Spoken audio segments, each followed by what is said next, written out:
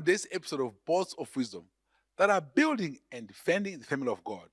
Our title for today's Bolts of Wisdom is Part 2 in the series, Avoid Foolishness. Part 2 in the series, Avoid Foolishness. And we showed you in Part 1 that the Cambridge Dictionary defines foolishness as follows. So foolishness is the quality of being unwise, stupid, or not showing good judgment. All right? And our main verse, the last time we'll start from there. 2 Timothy chapter 2, verse 23 in the NIV Bible. 2 Timothy chapter 2, verse 23 in the NIV Bible. It is written, hallelujah. Don't have anything to do with the foolish and stupid arguments, because you know they produce quarrels. We already showed that foolishness takes time. Foolishness makes you sick, makes you stressed out. Avoid foolish and stupid arguments. They produce quarrels. If you continue to get involved in foolish and stupid arguments, you go to graduate to quarreling. And quarreling is a terrible phase. Terrible, terrible, terrible. In the day that we live in now, in this modern day that we live in, it's quite interesting that with the social media has now been weaponized. It's a serious weapon.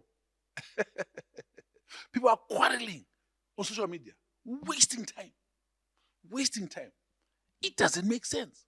And even children of God, those who are born again, fight with each other, quarreling, manifesting foolishness on social media, putting posts and counter posts. It's easy to tell. They can even be in the same church or in the same home cell, even the same family. And they're born again, tongue-talking, fighting on social media. Foolishness.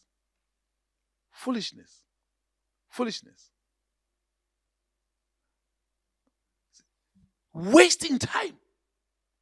I want to encourage you, check yourself. How much time do you spend on social media in a day? Put boundaries. One of the ways of avoiding foolishness is to put boundaries on the amount of time that you spend on social media.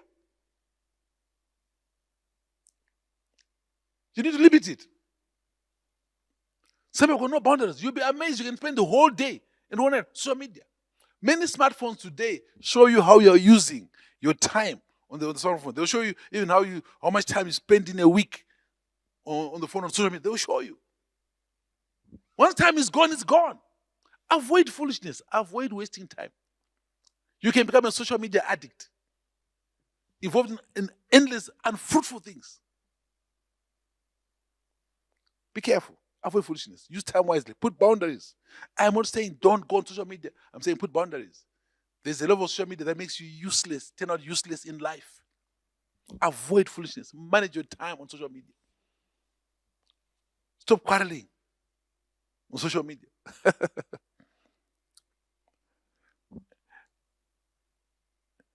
I don't know why some people take nude pictures of themselves and then they are posted on social media. It's stupidity. For what?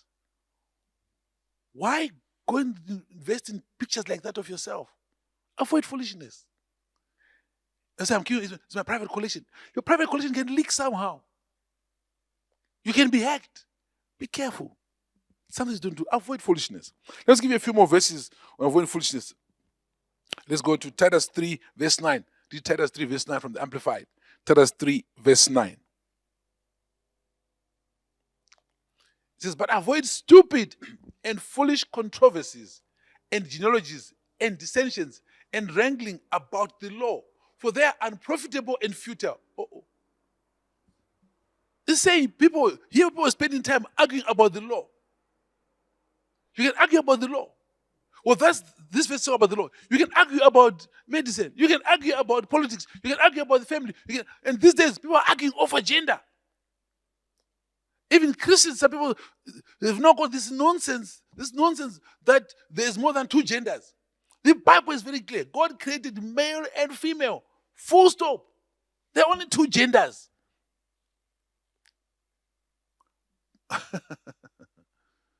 There are only two genders. The Bible is your final authority. Avoid foolishness. The Bible is your final authority on all matters. If it does not agree with the Bible, you cast it out. You cast it out. It says it's unprofitable and futile.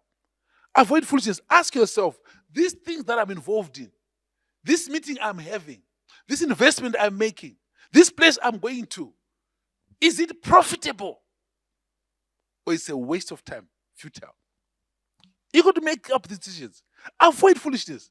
Ask yourself, this decision I'm making, the action, this I'm doing, is it foolishness or not? Avoid foolishness. Avoid foolishness. It's not good for you. Let's see, 2 Timothy chapter 2, verse 14. Number 5, 2 Timothy 2, verse 14. Timothy 2, verse 14. Remind the people of these facts and solemnly charge them in the presence of the Lord to avoid petty controversy over words, which does no good but upsets and undermines the faith of the hearers. Actually, this verse, remind the people of these facts and solemnly charge them. See, Apostle Paul is writing to his protege Timothy, Pastor Timothy. He says, Apostle Timothy says, hang on, Timothy, remind the people. Which people? The people who are born again in the church at Ephesus, which Paul is Pastor Timothy was not pastoring. Remind the people of these facts and solemnly charge them in the presence of the Lord to avoid petty controversy over words. People argue over stupid things in church, over words, which does no good but upsets and what? And undermines the faith of the hearers. Ask yourself, the words you are talking, do they build up people's faith or not? You know, people that gossip and spread lies and talk against men and women of God, what are they doing? They're undermining the faith of the hearers.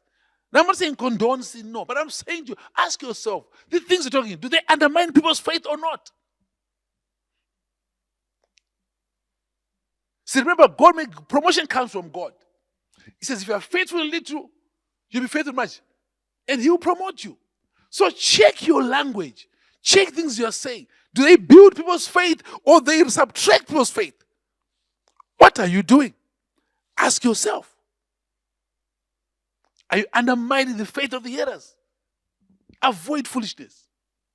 Because people lose faith, they end up being carnal. They end up being involved in ungodly practices. Build people's faith. Build people's faith. Make up your mind to build people's faith. Hallelujah. Hallelujah. Very important.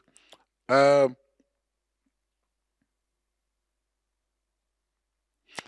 go to 1 Timothy chapter 6, verse 4. Amplified. 1 Timothy chapter 6, verse 4. He is puffed up with pride and stupefied with conceit.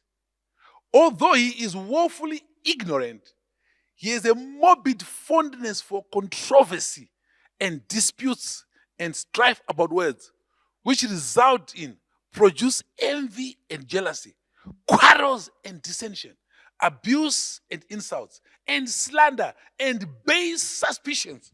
Wow. He's puffed up, he's proud. Stupefied with conceit.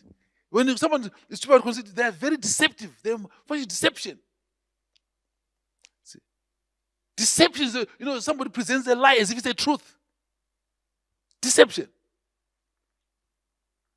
Deception.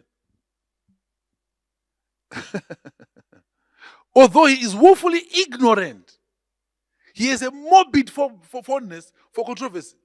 Morbid is a strong word. People normally relate to talk about dead things or things in the mortuaries or dead bodies. It talks about dead things. So he has a morbid fondness. Remember, he has a thinking that he's got a morbid thing. He likes to get things dead. He has a morbid fondness for controversy. He doesn't like good things to survive. He wants dead things to thrive. He wants things that are wrong to be allowed to continue. He has a morbid fondness for controversy. Loves to see people fighting. Loves to see people arguing. Avoid foolishness. Some people will just come today, they like starting fights, arguments. There's a morbid fondness for controversy and disputes and strife about words, which result in produce envy and jealousy, quarrels and dissension, abuse and insults and slander and base suspicions. Can see the person who is foolish does all these things, creates an environment that becomes fatal. We use envy, jealousy, quarrels, dissension, abuse, insults, slander, and base suspicions. Avoid foolishness. Avoid such behavior. If someone's in your world doing that, hey, rebuke them. Pray for them. Rebuke them. If they don't change, leave them. Have nothing to do with them. We continue this series, Avoid Foolishness, but in part 3, we'll be taking a completely different dimension. Thank you for watching. God bless you.